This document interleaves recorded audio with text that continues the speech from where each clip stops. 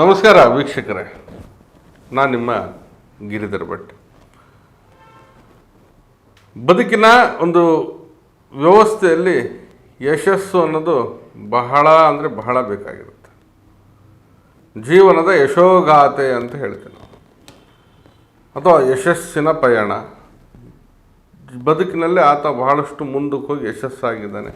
ಇಂಥ ಕೆಲವೊಂದು ವಾಕ್ಯಗಳನ್ನು ನೋಡ್ತಾ ಇರ್ತೀವಿ. ಬರೀ ನೋಡೋದೇ ಆಯಿತು, ನಾವು ಯಾವಾಗ ಯಶಸ್ಸನ್ನು ಅನುಭವಿಸ್ಬೇಕು, ಪಡಿಬೇಕು, ಅದನ್ನು ಅನುಭವಿಸುವಂಥ ಒಂದು ಸ್ಥಿತಿ ಯಾವಾಗ ನಿರ್ಮಾಣ ಆಗಬೇಕು. ಯಶಸ್ಸು ಅನ್ನೋದು ಬುದ್ಧಿವಂತಿಕೆಯಿಂದನೂ ಬರುತ್ತೆ, ಶ್ರಮದಿಂದನೂ ಬರುತ್ತೆ, ಹಾಗೆ ತಾನು ನಡೆಯುವಂತಹ ಆಚರಣೆಗಳಿಂದನೂ ಕೂಡ ಅದು ಸಿಗುತ್ತೆ ಅನ್ನೋದು ನಂಬಿಕೆ. ಮನುಷ್ಯ ಅವನ ಒಂದು ಭಾಗ್ಯ ಚೆನ್ನಾಗಿದ್ದರೆ ಬೇಗನೆ ಯಶಸ್ವಿ ಆಗ್ತಾನೆ. ಮುಟ್ಟಿದ್ದೆಲ್ಲ ಕೆಲಸ ಚಿನ್ನ ಆಗುತ್ತೆ, ಮಾಡೋದೆಲ್ಲ ಕೆಲಸ ಭಾಳಷ್ಟು ಶುಭ ಫಲಿತಾಂಶ ಕೊಡುತ್ತೆ.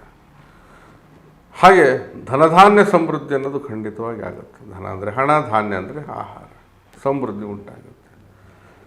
ಇಲ್ಲಿ ಧನಕ್ಕೆ ಸಂಬಂಧಪಟ್ಟ ಹಾಗೆ ನೋಡೋದಾದರೆ, ಆರ್ಥಿಕವಾದಂತಹ ವ್ಯಾವಹಾರಿಕ ರಂಗದಲ್ಲಿ ಮನುಷ್ಯ ಬೆಳವಣಿಗೆ ಆಗ್ತಾ ಇದ್ದರೆ ಯಾವುದೇ ರೀತಿಯಾದಂಥ ಸಮಸ್ಯೆ ಇರೋದಿಲ್ಲ.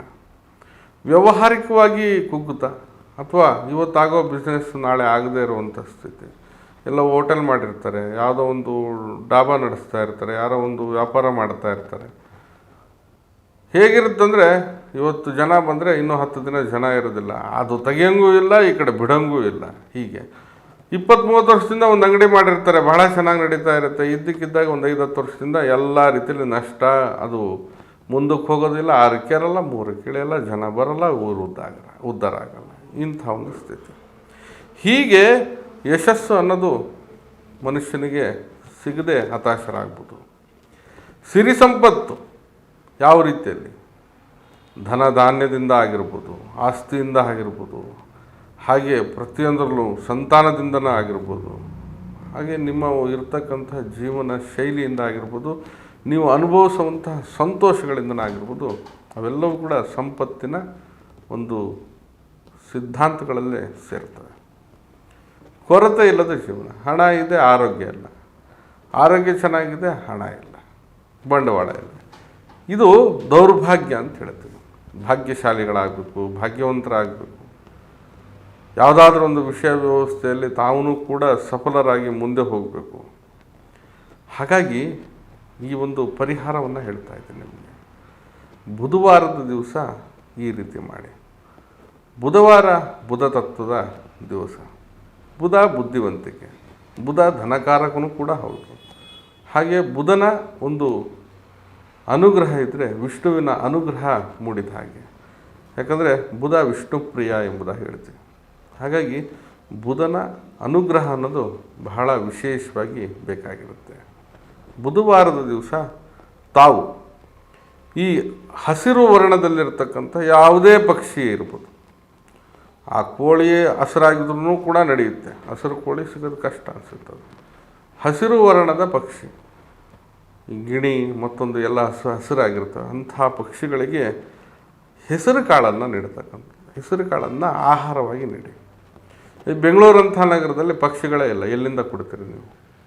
ಇಂಥ ಸಂದರ್ಭದಲ್ಲಿ ನೀವು ಈ ಪಂಜರದಲ್ಲಿ ಎಲ್ಲೆಲ್ಲ ಸಾಕ್ತಾ ಇರ್ತಾರೆ, ಅಂಥ ಪಕ್ಷಿಗಳಿಗೂ ಕೂಡ ತಾವು ಆಹಾರವಾಗಿ ಕೊಡ್ಬೋದು. ಈ ಗ್ರೀನ್ ಪ್ಯಾರೆಟ್ ಅಂತ ಇಂಥವು, ಈ ಅಕ್ವೇರಿಯಂ ಮೀನು ಎಲ್ಲ ಸಾಕ್ತಾರಲ್ಲ, ಅಂಥ ಅಂಗಡಿಯಲ್ಲಿರುತ್ತೆ, ಅದಕ್ಕೋದ್ರೆ ಹಾಕ್ಬೋದು. ಈ ಹಳ್ಳಿಗಾಡಿನಲ್ಲಿ ಹಸಿರು ಪಕ್ಷಿ ಗಿಣಿಯ ಒಂದು ಜಾಗಗಳೇ ಇರ್ತವೆ, ಹೊಲದ ಬದಿಯಲ್ಲಿ ಅಥವಾ ಈ ಕೆಲವೊಂದು ಒಣಗೋಗಿರೋ ಮರದಲ್ಲಿ ಗೂಡು ಕಟ್ಟಿರ್ತಾರೆ. ನೀವೆಲ್ಲ ನೋಡ್ತಾ ಇರ್ತೀರ, ನಾವು ಕೂಡ ಬಹಳಷ್ಟು ನೋಡ್ತಾ ಇರ್ತೀವಿ. ಅಂಥ ಜಾಗಕ್ಕೆ ಹೋಗ್ಬಿಟ್ಟು ಹೆಸರು ಕಾಳನ್ನು ಹಾಕ್ಬೋದು. ಹಸಿರಾಗಿರ್ತಕ್ಕಂಥ ಪಕ್ಷಿ ಎಲ್ಲೇ ಇದ್ದರೂ ಕೂಡ ಈ ಕೆಲಸವನ್ನು ಮಾಡಿ. ಬುಧವಾರ ದಿವಸ ಬುಧ ತತ್ವ ಜಾಗೃತ ಆಗುತ್ತೆ. ಬುಧ ಬುದ್ಧಿಕಾರಕ.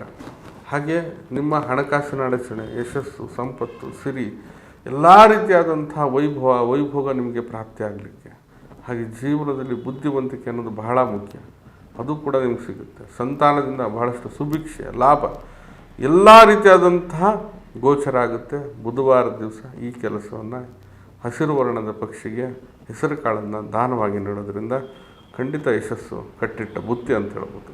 ಖಂಡಿತ ಮಾಡಿ, ಇದರಿಂದ ಒಳ್ಳೆಯ ಫಲಿತಾಂಶ ಪಡಿಬೋದು. ನಾನು ನಿಮ್ಮ ಗಿರಿಧರ್ ಭಟ್. ನಮ್ಮ ಕಚೇರಿ ಅಥವಾ ವಿಳಾಸ ಬಂದು ಜ್ಞಾನಭಾರತಿ ಯೂನಿವರ್ಸಿಟಿ ಕ್ವಾರ್ಟರ್ ಸರ್ಕಲ್ ಬೆಂಗಳೂರಲ್ಲಿದೆ. ಬರೋರು ಮೊದಲೇ ಸಮಯವನ್ನು ನಿಗದಿಪಡಿಸ್ಕೊಂಡು ಬನ್ನಿ. ಬರಲಿಕ್ಕೆ ಸಾಧ್ಯ ಆಗದಿದ್ದರೆ ಈ ಕೆಳಗಡೆ ಕಾಣ್ತಾ ಇರ್ತಕ್ಕಂತಹ ನಂಬರ್ಗೆ ಕರೆ ಮಾಡಿ ಮುಕ್ತವಾಗಿ ಸಮಾಲೋಚನೆ ಕೂಡ ಮಾಡ್ಬೋದು. ಎಲ್ಲರಿಗೂ ಶುಭವಾಗಲಿ. ನಮಸ್ಕಾರ.